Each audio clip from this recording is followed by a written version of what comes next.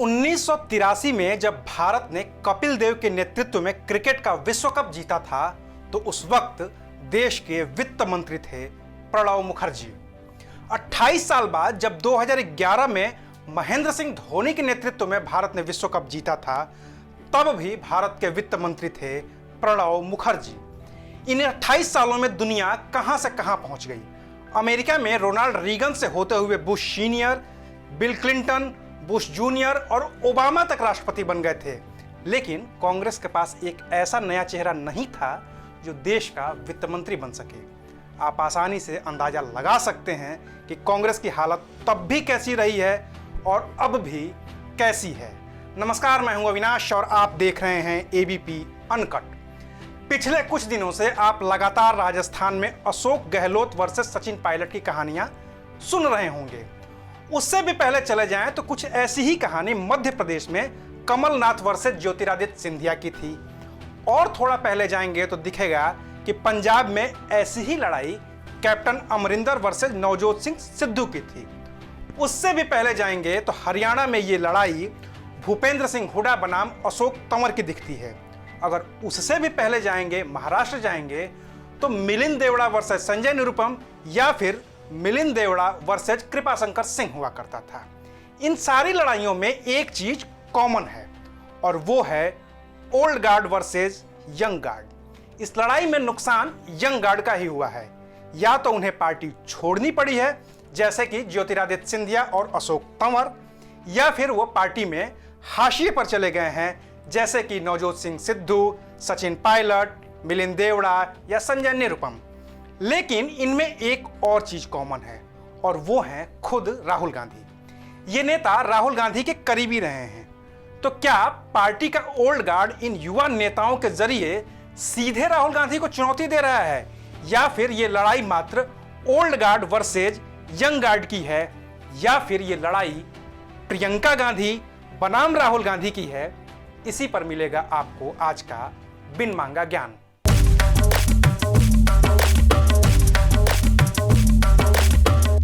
इस कहानी को शुरू करने से पहले एक और कहानी सुनाते हैं। कहानी है साल 1969 की। इंदिरा गांधी प्रधानमंत्री थीं। तब के राष्ट्रपति रहे जाकिर हुसैन की पद पर रहने के दौरान ही मौत हो गई थी। वीवी गिरी को कार्यवाहक राष्ट्रपति बनाया गया था और नए सिरे से राष्ट्रपति का चुनाव होना था। यह कांग्रेस के इतिहास का वो दौर था जब कांग्रेस में old guard versus young guard की लड़ाई चल रही थी। ओल्ड गार्ड का नेतृत्व कर रहे थे के कामराज, जिनके साथ थे बंगाल के अतुल्य घोष, महाराष्ट्र के एस.के. पाटिल, कर्नाटक के निजलिंगप्पा और बिहार की Tarkeshwari Sinha. In old guard को कहा जाता था सिंडिकेट। वहीं यंग गार्ड का नेतृत्व था इंदिरा गांधी के हाथ में, जो प्रधानमंत्री थीं और बतौर लोहिया शुरुआत में तो वो गूंगी गुड़ियां थीं जिन्हें सिंडिकेट चला रहा था, लेकिन इंदिरा को इस सिंडिकेट से खतरा था। उनकी टीम में थे चंद्रशेखर, कृष्णकांत, अर्जुन अरोड़ा, मोहन धारिया, रामधन और लक्ष्मीकांत थम्मा जैसे युवा नेता। 1969 के चुनाव में इंदिरा को मौका मिल गया था। कांग्रेस सिंडिकेट ने नीलम संजीव रेड्डी को उम्मीदवार बनाया, वहीं वीवी गिरी ने निर्दलीय नामांकन कर दिया। इंदिरा ने कांग्रेसी सांसदों को अंतरात्मा की आवाज पर वोट देने को कहा और फिर वीवी गिरी राष्ट्रपति चुन लिए गए। साफ था कि अब कांग्रेस में सिंडिकेट और इंदिरा दोनों का एक साथ रहना मुनासिब नहीं है। नतीजा हुआ कि कांग्रेस अध्यक्ष निजलिंगप्पा ने इंदिरा गांधी को कांग्रेस की प्राथमिक सदस्यता से बर्खास्त कर दिया और फिर इंदिरा गांधी ने एक मीटिंग बुलाई। प्रधानमंत्री वो थी ही। सिंडिकेट ने इसका विरोध किया, मीटिंग का विरोध किया, नहीं पहुंचे, और फिर इंदिरा ने नई पार्टी का ऐलान कर दिया जिसका नाम रखा गया कांग्रेस रिक्विजिशन। अध्यक्ष बने जगजीवन राम। बाद में इसे कांग्रेस रूलिंग और इमरजेंसी के बाद इसे कांग्रेस इंदिरा के नाम से भी जाना गया। अब की जो कांग्रेस है वो वही कांग्रेस है जिसे इंदिरा गांधी ने बनाया था। मैं आपको ये कहानी क्यों सुना रहा हूं? इसलिए ताकि अगर आप फिलहाल के घटनाक्रम पर नजर डालें तो ये याद रहे कि कांग्रेस में ओल्ड गार्ड और यंग गार्ड की लड़ाई करीब 50 साल पुरानी है। 50 साल पहले इस लड़ाई में जीत हुई थी यंग गार्ड की, जिसकी नेता थी इंदिरा गांधी, और 50 साल बाद इस लड़ाई में हारता दिख रहा है यंग गार्ड, जिसके नेता हैं राहुल गांधी।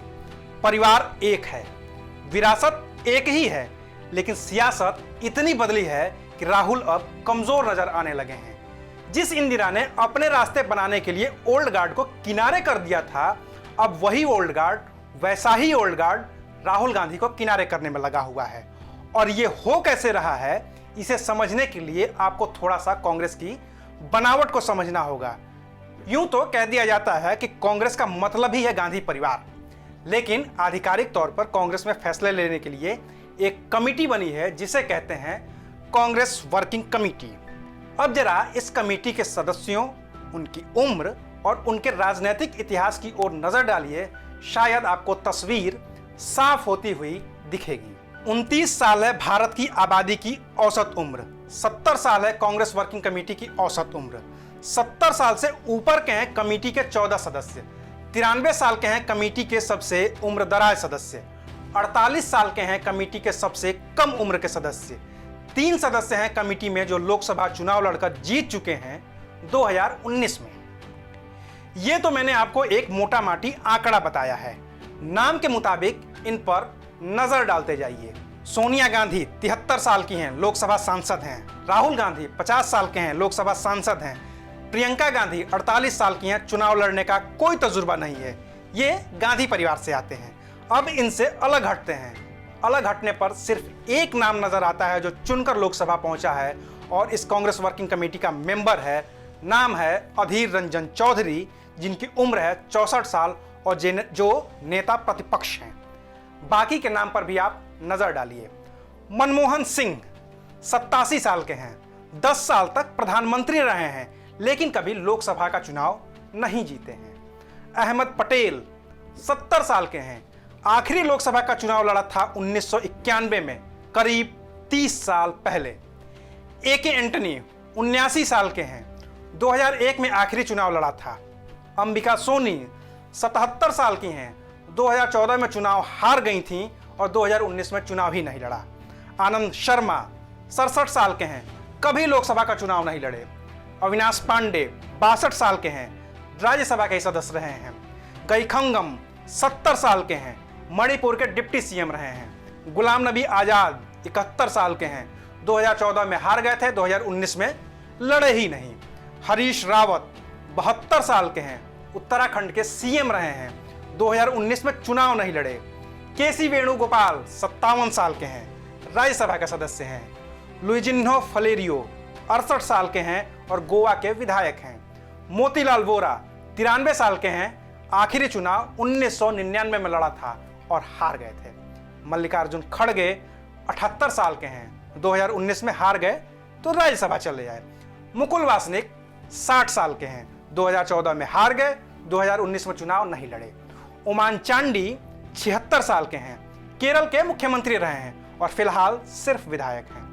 रघुवीर सिंह मीना 61 साल के हैं, 2009 में आखिरी बार चुनाव लड़े थे।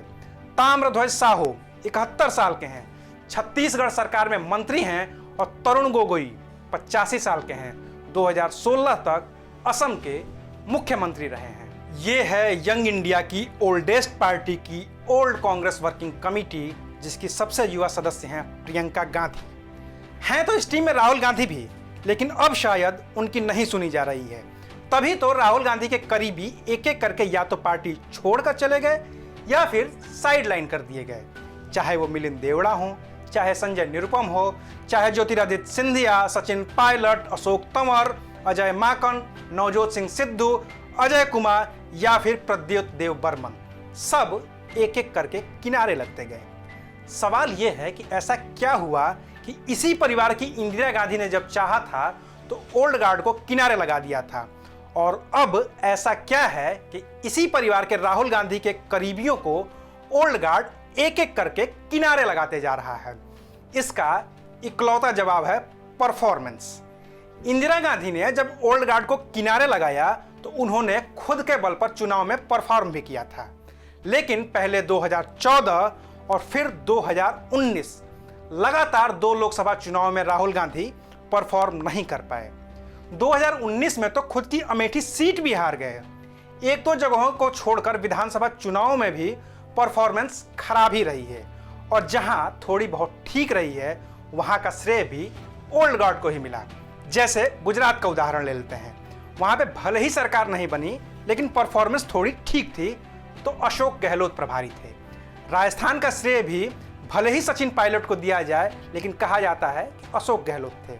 मध्य प्रदेश में कमलनाथ को श्रेय मिला। छत्तीसगढ़ में ताम्रध्वज साहू का नाम तो मुख्यमंत्री की लिस्ट तक में था।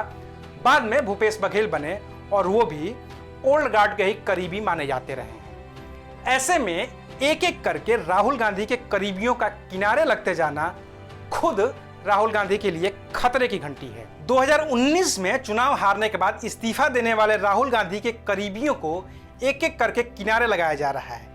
क्या इसमें राहुल गांधी की कोई भूमिका है, या फिर ये सारी भूमिका ही राहुल गांधी के लिए तैयार की जा रही है, या फिर इसके पीछे है ओल्ड गार्ड का दिमाग, जिसका नेतृत्व CWC का सबसे यंग मेंबर कर रहा है?